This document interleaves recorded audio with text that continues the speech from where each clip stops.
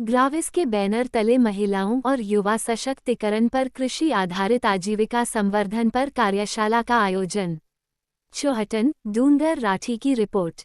ग्रामीण विकास विज्ञान समिति के बैनर तले महिलाओं और युवा सशक्तिकरण के माध्यम से कृषि आधारित आजीविका के संवर्धन को लेकर परियोजना में 5 गांव सम्मिलित करने के लिए लॉन्च इवेंट पर 1 दिवसीय कार्यशाला का आयोजन किया गया। ग्राविस के द्वारा आयोजित इस कार्यक्रम के परियोजना समन्वयक महितोष बागोरिया ने परियोजना के बारे में बताते हुए कहा, परियोजना का समग्र उद्देश्य भारत के थार रेगिस्तान में कृषि आधारित आजीविका को मजबूत करने में योगदान देना होगा, जिससे लैंगिक समानता और युवा सशक्तिकरण के माध्यम से आर्थिक सशक्तिकरण हो सके। इसका विशिष्ट उद्देश्य एबीएल के भीतर स्थानीय समुदायों से महिलाओं और युवाओं की भागीदारी को बढ़ाना, उनकी क्षमताओं का निर्माण करना और विपणन और प्रशिक्षण के माध्यम से उद्यमशीलता को सुविधाजनक बनाना होगा। ग्रेविस के सीनियर राजेंद्र कुमार ने परियोजना महिला और युवा सशक्तिकरण के माध्यम से कृषि आधारित आजीविका संवर्धन के बारे में बताते हुए कहा कि थार रेगिस्तान के लोग कृषि तथा पशुपालन के माध्यम से लोग अपनी आजीविका करते हैं। मरुस्थल के लोगों को आजीविका बढ़ाने का काम तकनीकी का उपयोग किस तरह किया जाए ताकि इस मरुस्थल के लोगों की आमदनी में नवाचार आ सके।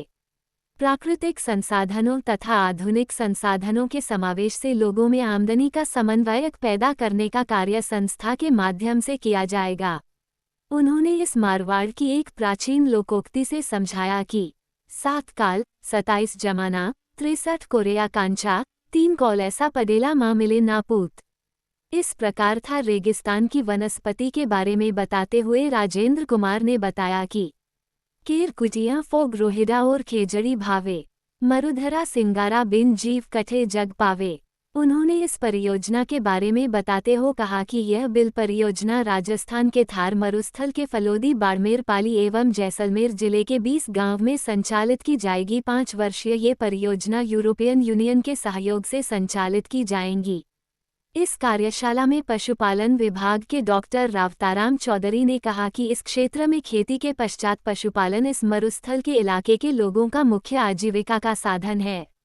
उन्होंने पशुपालन विभाग द्वारा संचालित विभिन्न योजनाओं के बारे में विस्तृत जानकारी दी। कृषि विज्ञान केंद्र डॉक्टर विनय कुमार ने पारंपरिक खेती पर बल देते हुए कहा कि न केवल उत्पादन पर बल देने बल्कि उसकी गुणवत्ता पर भी बल देते हुए पारंपरिक स्रोतों केचुआ खाद, गोबर की कंपोस्ट खाद तथा विभिन्न प्रकार के पारंपरिक खेती पर बल देने की बात कही।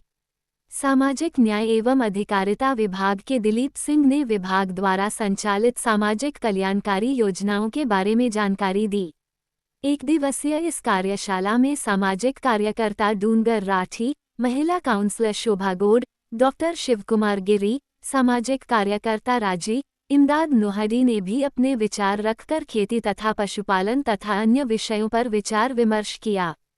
कार्यक्रम में सरकारी व अनेक गैर सरकारी संगठनों ने भाग लिया। ग्राविस के बाड़मेर केंद्र समन्वयक रमेश परिहार ने सभी का आभार ज्ञापित किया। संचालक रोहित कुमार ने किया।